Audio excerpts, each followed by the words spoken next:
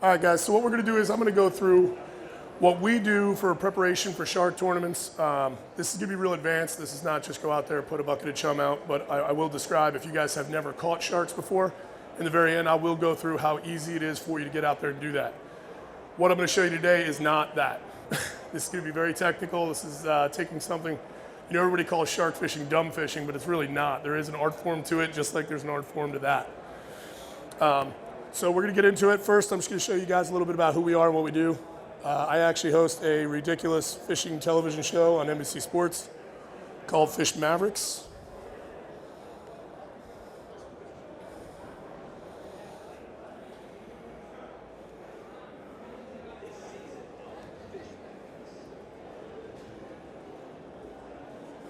So you'll see what we do is we travel all over the country fishing tournaments. And basically we have camera crews that follow us. So I lived the dream that everybody always wanted to do, was be a sponsored fish team. But I got lucky enough to have my two older gentlemen that are with me everywhere we go, John and Jerry. And their first priority is not winning. I had it on there, that's why. Their first priority is not winning. Their first priority is always having a good time. And you'll see a lot of that is what we do. But we have had the opportunity to travel all over the country and do some really cool things, from Venice, Louisiana to the Bahamas. This year we'll be in Dubai, we'll be in Alaska, we'll be all over. Plus we'll be all over here. We'll be doing a shark tournament out of Jersey, a tuna tournament out of Virginia. So we try to do things that are relevant to all the people that knew us since we started in this. So when we talk about shark fishing and shark tournaments, we talk about location, location, location. The biggest problem with shark tournaments is there's 150 people in it. So all the known places that you would normally go to, and if you guys are Jersey guys, like the Glory Hole and the Chicken Canyon, I stay as far away from those as possible, because all that's going to be is 50 boats, all putting different kinds of bait in the water, making chum slicks that look like, my 5-year-old drawing on a piece of paper. So what I try to do is I try to really separate myself from everybody else. And a lot of times the plan that I have and the location that I have that I want to go to is the one that I never fish. It's kind of just a starting point for what I'm trying to do. So we'll just go a little further here. So what I do before I ever even go out is I get my sea surface temperature charts. And I'll look at that water. I'm really looking for that 65 to 68 degree water. Now that doesn't mean you can't catch mako in 70, 75. I mean, I've caught them in 85 in Florida. But the target temperature that I'm really looking for is 65 to 85. What I also like to do is I like to take the chart, and I take that temperature chart, I find that water I'm looking for, and then I try to find any piece of structure that's located in that water. It could be a ridge, it could be a wreck, it could be anything, but I want it to be far away from the main places. Most of the tournaments that I fish, sometimes I'm 15 miles off the beach, sometimes I'm 80 miles off the beach. I all really dictate on that. One of the biggest things too is everybody says you want blue water. Well, I've caught makos in disgustingly horrible green water as well. So yes, the water matters, but really what matters is their bait there. And a lot of times,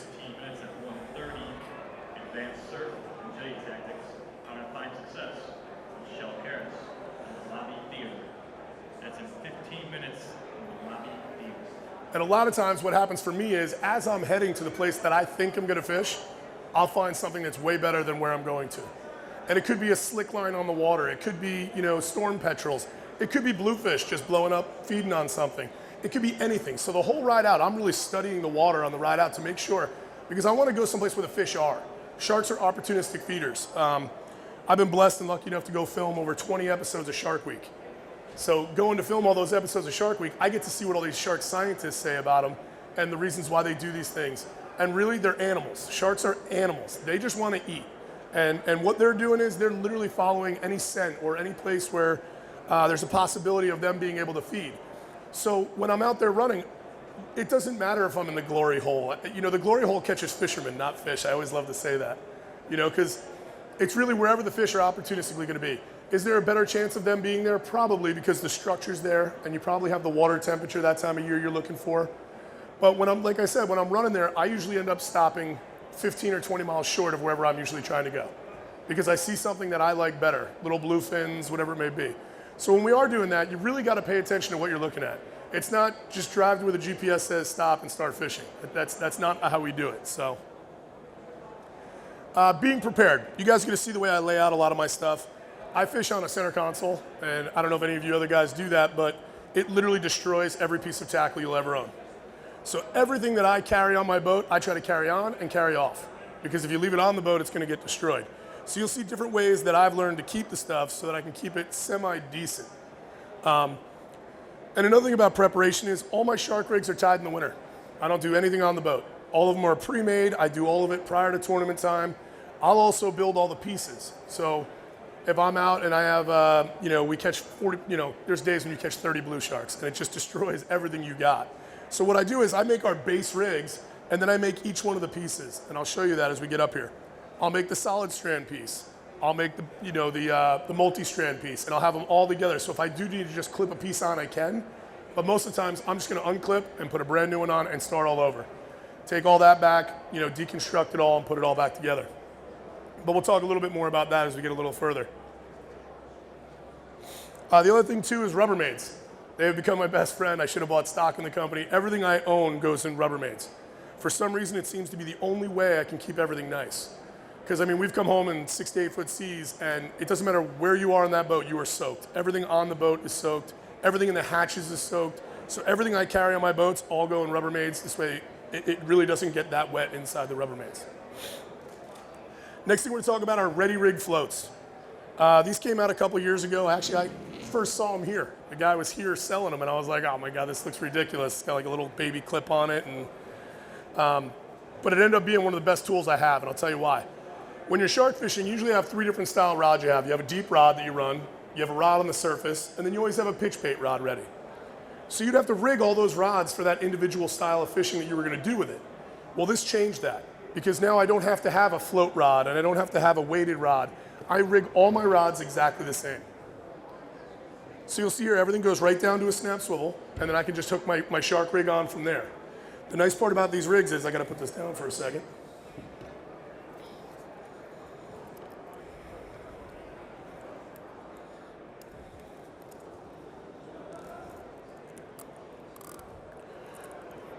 These floats allow me to make every single rod exactly the same. So when we're out there and I have, a shark on, or I get bit off, or whatever it may be, this rod can be up in the rod rack. I can pull it down, and just as quickly, I can take the snap. I can take this. It's got a clip on the top and a plunger on the bottom. I take the clip on the top, put it over the line. Let's close it. Now I take this and I set it wherever I want to set it, 30, 50, 100 feet away. Then I take the bottom piece, I push the top part in, put the line in the plunger. Now it's tight on the line. So I can set it as far away from the boat or as close to the boat as I want. The next nicest feature of these is when the shark bites, it pops and slides down to the swivel. So now when I'm running the boat and my guys are all hooked up in the back corner, I can see exactly where the line is because the float goes down to the water and sits in the water. So I don't need to keep asking everybody, where is he? Is he port? Is he starboard? Is he up to the bow? I don't have to do that because this is like my little detector and I watch it go everywhere. So these are ready rig floats, and you guys can see them all when we're done. I'll pass them all out. But this has really, really helped me. I actually use this giant bluefin tuna fishing. Oh, sorry.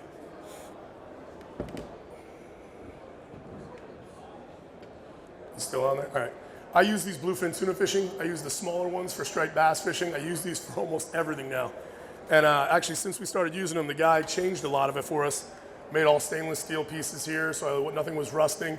And the first thing I was always worried about is that this was going to get in the way and nick the line or something like that. And we've fished, I don't know, probably 100 shark tournaments since I started using these, and I've never had a problem. They've never cut the line. They've never done anything. So these have been a huge, huge help. You're going to see the next one. Once again, now they made a weight holder. So basically the same concept. This connects to the main line. This is going to connect to a rubber band to my sinker. All I do is push the top in, put the line in between the plunger. Now I can set the line, I can set the weight anywhere I want. If any of you guys have been shark fishing, you know what it's like to have to rip that rubber band off or that balloon off. You're using a balloon and it ends up reeling into the reel because you can't get it off the line while you're trying to fight the fish. So once again, as soon as I hook up, this snaps off as well. This slides directly down to the swivel right next to where that goes. So these really, really have helped, and it's such a small little tool, but yet it has really changed the way we fish. And like I said, now I can rig all my rods exactly the same, and I can just use these 2 things to make it happen. So what you'll see here is you'll see that actual ready rig weight rig system there. This next slide will show us a little better. So this is kind of how I run it. So when I'm chumming out and I'm putting a giant chum slick out behind the boat, I got to set my baits out. And I want to cover all 3 levels of the water column. I want to be on the surface, I want to be mid-water or where the thermocline is, and I want to be a little bit below where the thermocline is. And we'll talk a lot more about that as we get a little further. But I just wanted to show you kind of a diagram of how it actually looks. Actually, for me, these 2 lines are switched. I usually have the furthest float be the deepest, because as the chum's leaving my boat, it's dropping in the water column down and down and down and down. Fresh bait. So if we're talking about, $100,000 tournaments, $200,000 tournaments, I get all fresh bait. I go out and catch it myself. I make sure that I maintained it, because another big part of it is how the maintenance of the bait, and we'll talk about that. And I take a ton of it, and I'm going to show you in a second. Off the coast of New Jersey and a lot of the other tournaments, I'll go find bunker wherever it is, and we'll cast net for hours the day prior to a tournament to load coolers with bunker. Like I said before, I'm showing you guys crazy advanced tips for hardcore shark tournaments. You don't have to do this to catch a shark. We'll go over that at the end, but this is what we do for the crazy shark tournaments. We've won 11 tournaments in the past 8 years, so our track record's pretty good with fishing for shark tournaments. You guys will see here. So this is open ocean cast netting, which is really, really tough to do because this is 60 or 80 feet of water, and those nets are about 2.5 to 3 pounds per foot. So each net weighs about 50 pounds when you're trying to throw them. And you'll see, we just keep, you're throwing and you're throwing and you're throwing. And we have 2 guys, we gun from the front, and we also take a lot of live bait out with us. So the morning of the tournament, after we check out at checkout, I'll go right to these same spots and I'll net 100 or 200 live bunker. And all day long, as we're chumming, I'm throwing live bunker out there. Not hooked, nothing, just throwing them out in the water. And they're just kind of swimming back in the slick. We took second in Mako-Mania 3 years ago, and we had a 405 Mako that had about 15 of my bunkers in them. All the live bunkers were all in them. And when he came up to the boat, he was so lit up and so fired up because of all the live bunkers that were swimming around. So it made it a lot easier to hook him and do all that. So you'll just see, so it's a tremendous amount of work. But once again, when you're doing it at that level, this is what you have to do to truly be successful at it.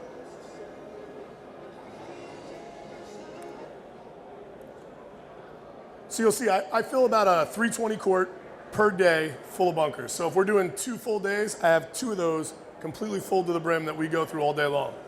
And I'm going to show you how we do it, because we've devised a new way to do it where it really keeps the chum the freshest, and you'll see what I'm talking about. Once again, we're talking about that fresh chum, and we use a barrel system with that bunker. This right here is a 460 that we caught up in Massachusetts. It came right up to the barrel. So we use this big 30-gallon barrel, and we'll talk about it, and that's on the back of the boat, and we're chunking up those bunkers all day long. That fish came right up to it and had his mouth out of the water and was biting the stuff coming out of the barrel. We had a frozen bucket off the front. We never had a shark go anywhere near it. They all come straight to the barrel in the back of the boat. And the barrel's really doing 2 things. It's making noise, like a commercial boat, and we'll show you that. Here's another video. You'll see us actually doing it in our show.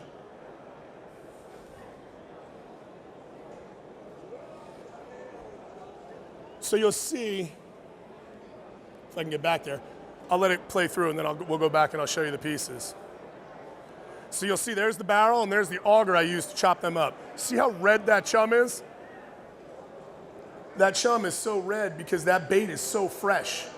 You know, you put a frozen bucket of chum out, it's gray. It's all gray. Everything going in the water is gray.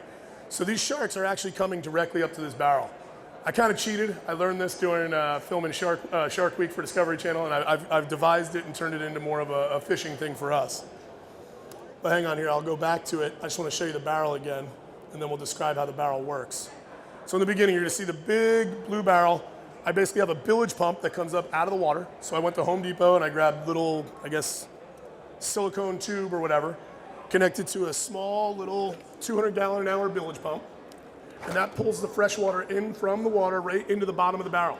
Once the barrel fills up 3/4 of the way, there's that big white PVC tube at the top. So as I'm chunking it, the water level's rising. Once I get to a certain point, it starts to spill out. Well, what I didn't learn when I did it the first time was I put that all the way at the top.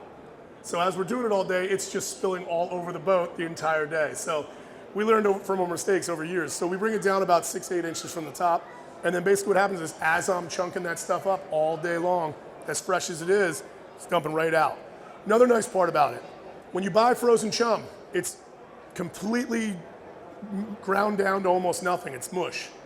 This, I'll have a whole bunker head go out, and the bunker head will sink at a much faster rate. That was just soaking in that bunker juice is what we call it. So it was soaking in there, and that's sinking at a much faster rate. So my chum slick is on a much greater scale. It's on a much broader, it covers much more water column. So if the shark is in 200 feet of water, he's gonna smell it a lot faster and be able to come up to the boat a lot faster. So I got a 30-gallon blue PVC barrel that you could buy at any of the fisherman places. Drilled a hole in the bottom, have the pipe that goes down into the water. I use a simple little booster pack, you know, the little car booster packs, and that powers the bilge pump all day long. I do have a spare bag of everything. And the reason why I have a spare bag of everything is for some reason blue sharks love to eat the pumps. They'll come up in between the motors and they will literally bite the pump clear off. So you'll be sitting there all of a sudden and the barrel is just going down real fast. And you're like, what's going on? He's already bitten it off and he's gone. Because with this style of fishing, at any given time, we've had over 30 blue sharks around the boat. And as you guys know, they don't leave. Once they get to the boat, you could hit them in the head with a pole. They just do not leave. They are the most persistent animal. So you have that 30-gallon bucket on the bottom, pumps the water into the bottom, comes up, then I put I believe it's a 4 or 6-inch PVC pipe at the top. You make the pipe long enough so that it goes out away from the boat, so it's not dumping in the boat and it's not all over your motors and everything. I learned that hole the hard way too. And then we just continue to do that. The hardest thing is, this is a lot of work. You gotta have a guy on the barrel constantly with that auger chopping up those fish. And he's just constantly hitting it all day long. Well, it's making this knock noise as he's doing it. And that knock noise, I truly think, sounds just like a lot of the commercial boats with what they're doing. Because the noise, when I thought it would scare them away, they actually come right to the barrel and they don't leave the back of the boat. So benefits of the barrel, like we said before, both large and small pieces leave. It's the freshest you could see. You also use the barrel to be able to control the amount of chum that we have going into the water. And the way that we do that is, that hose that goes down to the pump, I'll just pinch it. I'll take a tie strap and just pinch it. So if there's a real low current day or a low wind day, I'll pinch it down so that I don't have so much chum going into the water. Because we've actually chummed so much that I've had dogfish come from the bottom and just completely invade the boat. I had to move spots, I stopped, it didn't matter, they just kept following us. We had to leave. So it's really important to be able to control the amount of chum that's going in and out. On days when it's real rough, like 5 and it's blowing 20, 30 knots, those are the days that I'll actually take 5-gallon buckets and keep dumping them in so that I can continuously put more and more water and chum to come out of the top of the barrel. That's what we're talking about, consistency. Another nice feature with the barrel is that I can absolutely jumpstart my slick. A lot of guys just get to the spot, oh, we're in the glory hole, stop, put the baits out. That's not how we do it. I'll stop a mile or two away from wherever I'm gonna fish and I start power chumming to it. So no baits in the water, we're driving the boat about 2 to 3 knots and I'm chumming away. And what that's doing is the second I finally stop the boat, I already have a 1-mile slick behind me. So when I stop the boat, I've had times when as soon as I stop, the sharks will come right up behind the boat already. So when we're doing it, we really like to jump start it and then we can really pick exactly where we're gonna be. So when we first get out there, we don't just stop and then start power chumming because I gotta know which way I'm gonna drift. So when we get out there, I stop and I make sure I figure out which way the wind's gonna push us and which way we're gonna drift. Then I put myself on the right side of where I wanna be and then I power chum it for about a mile to start the slick. The right tackle. When I started shark fishing, probably 20 years ago now, I was using 80 wides because I thought that's what you had to do with this broom pole. And literally, it was harder to pick it up and to use that than it was to actually reel in the shark. So with the way technology works today, this rod and reel right here has replaced all of my 50 wides. This is 90% of the time what we use in our shark tournaments, in our tuna fishing and everything. This is a Shimano Talica 25. It holds 700 yards of 80-pound braid and mono. And I can get it does like 45 pounds of drag, but I don't run anything over 22 to 24 pounds of drag because it's got 80-pound braid on it. But when we're done, you guys can come up here and pick this up and see just how easy it is. It's the same size as a striped bass wire line outfit. And it's really changed the way I fish. It makes it a lot easier when you're shark fishing. Sharks run all around the boat. So you're all over the place, and it's much easier to run around with this than it was to run around with the big 50s even. Another nice feature is the braided line. In shark fishing, I only use about a 25-foot top shot of mono. And the reason why I do that is if you ever watch any of these shark shows, these guys take swings like they're Don Mattingly. I mean, and they do it 4 or 5 times. Well, that's probably one of the worst things I've ever seen happen, and it's horrible because what you're doing is when you're pulling back like this on mono, it's a bungee cord. And then you're pushing it right back at the fish. So whatever hook you just set, you're actually pushing it right back at that fish. So with the way I do it today, I only have about 25 feet of mono on here. The drag's gonna do all the work. The drag is gonna stop me from breaking the line. So all I do is I put it in gear, I reel as tight as I can in the rod holder, and that's gonna pretty much set the hook. Once I do that, I'll pick the rod up. I may give it one more whack just to make sure that it's really set in the shark's mouth. But we really don't lose sharks, and I attribute a lot of it to that. You'll see here we're all stand up in everything we do. So I want to have maneuverability to get anywhere I need to in the boat. We start the boat every single time we hook a fish, but if we know that it's only a 200-pound blue shark or it's a little tiny mako or something like that, I'm not going to wreck my drift and my chum slick and all that. I'll actually just have him go around the boat and do what he's doing while everybody else continues fishing.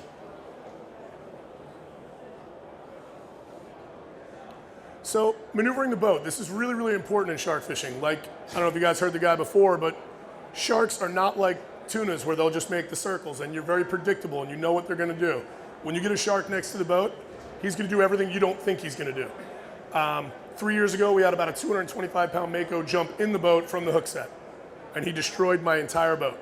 I mean, just wrecked everything, broke my leaning post, cut every combing pad on the boat, so you never know what they're gonna do. So the first thing we do when I hook a shark, especially if he's close to the boat, is I start the boat. If I know it's a decent fish, I drive away from the shark. I let the rod and the reel, and I let the water pressure of the boat tire that shark out. I don't want to take a green shark. I don't want a shark coming in the boat if he's only been on the line for 10 minutes. So the second thing I do is I delegate jobs. I make sure I got my first gaff man. I make sure I got my leader man. I make sure I got the guy who's gonna, tail rope. And I make sure everybody has their job and they know what they're gonna do. Because shark fishing is the world of 6 hours of nothing with 5 minutes of the most insane thing you've ever seen as people are running everywhere and sharks are slamming off the side of the boat. So we try to make sure everybody has a job and they're prepared and ready to know what they want to do. Then what I do is I propose the side that I want to take the fish on. And I'm going to show you a video in a couple seconds where you'll see what I do. I drive the shark. I don't just let the guy reel in the shark. I drive it with the boat. And I steer the shark so that when we are ready to take it, that shark's in the back corner in the safest spot for my guys and for me to take.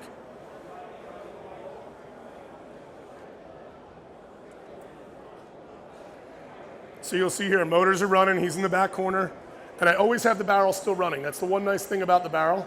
You don't have to take it out of the water when you hook a fish. It'll just continue to pump that water. It may not be as red as it was, but here you'll see I keep driving away from that shark. I don't want him right there. I don't want him that close to the boat, not until we're absolutely ready to stick the gaff in him.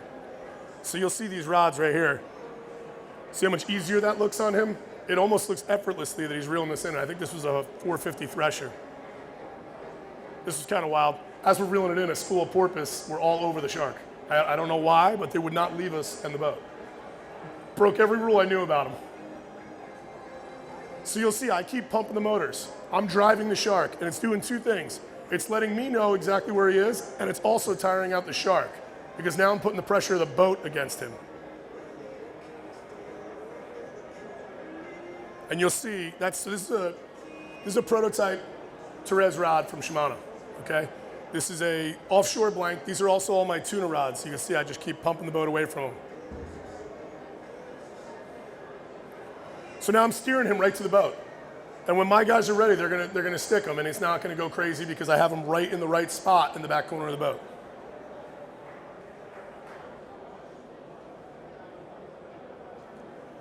So in game, like I talked about, everybody has a job. I have a rod man, I have a leader man, I have a first gaff guy, and I have a second gaff guy or a tail roper, whichever way you want to call it. And I make sure that all these guys have their jobs in place. I've been fishing with the same guys for 15 years, so that makes it a lot easier for me because they already kind of know what their job is. They've been in the situation before. So when I have a new guy on the boat, I like to sit him down on the ride out and just explain to him what's going to happen when you get this shark next to the boat. So the end game, first thing we've always done is put buckets on their heads. And I know it sounds completely ridiculous, but I don't know what's up with my luck, but I catch every tournament winning fish with about 5 minutes to go before I have to run full speed in, every time. I don't even know why I bother shark fishing until about 3 o'clock in the afternoon. So every time it happens for us in the very, very end of the day. So what we do is I have to bring these sharks on alive because I got to run, 60 miles an hour home to make weigh in. Otherwise, I'm not going to be able to weigh the fish in. So what we do is I take a bucket with these long rope handles, and I'll put it over his head over the side of the boat. And then I'll take that rope handle and I'll put it behind his dorsal fin, and I'll tie a rope around him that way. So now you'll see in this picture, here's another one. When I bring that mako in the boat, he's got the bucket over his head and he's tied off. I don't have to worry, even if he freaks out, which happens all the time, I don't have to worry about him biting anybody or tearing up the boat or anything like that. So that's been a really big helper for me. It makes me feel a lot better because if you guys have ever been on these real fast center consoles, everybody sits in bean bags in the back. Well, that's right where Mr. Shark sits too. So these guys got to sit semi-close to this thing, and they're never dead when we bring them in the boat. Even this year, we took second in Brett T. Bailey with a 300-pound mako. I got to the scale, and when they were hoisting it up, it was still going. And it was like an hour and a half after the thing had died, but they still have muscle reflex, So we try to be really, really careful with the business end of them, and we always put the buckets over their heads. So I wanted to go through it fast because I want to talk to you guys about that, and then I want to talk to you about, if you've never been shark fishing before, how easy it is to go out and do it. Shark fishing can be a very simple style of fishing. Literally, you can go get a 5-gallon bucket of chum, or 2, depending on how long you're going to be out there. You could go buy a pre-made shark rig from Fisherman's Supply or wherever, and you literally can go out there with a couple bluefish and 2 buckets of chum, and you can catch sharks all day. It's probably the easiest way to get into big game fishing because you could go out to the mud hole, or you could go out to the glory hole, or anything here in Jersey, a very simple piece of structure. And you can chum with a frozen bucket of chum, and you can catch blue sharks. You can catch makos. You can catch all these different things. It's really, really not that hard. You can even do it. I send my friends out there all the time with their heavy-duty bass gear. If you're not in a tournament, you can go out and do it with pretty much anything. Like I said, they're opportunistic feeders. They're going to come find your boat, whether it's that frozen bucket of chum or whether it's this crazy elaborate style that we do. Just how many you're going to catch is probably going to be a big difference in that. Most makos we've ever caught in one day was 21. We hooked and landed 21 makos. Now, some of them were pups, but still, that was one of the busiest days of my life up in Massachusetts. We hooked and landed 21 makos in one day. Not a single one of them was over 250 pounds. But anyway, so shark fishing can be as elaborate or as basic as you want. I want you guys to come up here and check a lot of the stuff out that we use. You'll see I have skirts up here. I really only use skirts if there's a real high current day. If it's a real wind and current and I'm doing 4 or 5 knots, then I'll put skirts on because it stops the washing out of the baits so fast, and I don't have to change the baits as fast. And also, getting back to baits, I use bunker for bait. A lot of people don't like to do that, but I'll use a lot of my whole baits are bunkers. And the reason why we do that is because I'm chumming with it. The shark knows what bunker are. I mean, you see them in the bunker pods all the time right off the beach. So I'm chumming with it. I actually use them for baits. The only problem with it is if you have bluefish come in, you're losing your baits and you never even do it. The bluefish will literally come in and bite that bunker right off the hook, and you'll never know that he even came and did it. So checking the baits is a big process as well. But like I said, I want you guys to come up here and just look at the way we do it. I literally can carry all my shark gear in this one Tupperware, right, in this one Rubbermaid, which makes it a lot easier when I'm going on and off the boat. For us, with the way we fish, I literally have these for everything. I have them for giant bluefin tuna. I have them for striped bass, daytime swordfish. Everything I have always goes in these Rubbermaids. It's really helped us. It's helped me stop ruining so much tackle over the years. So, like I said, let's pull some of these cards too. Did anybody not get raffle tickets for some jigs? I'm going to raffle off some jigs. Come on up.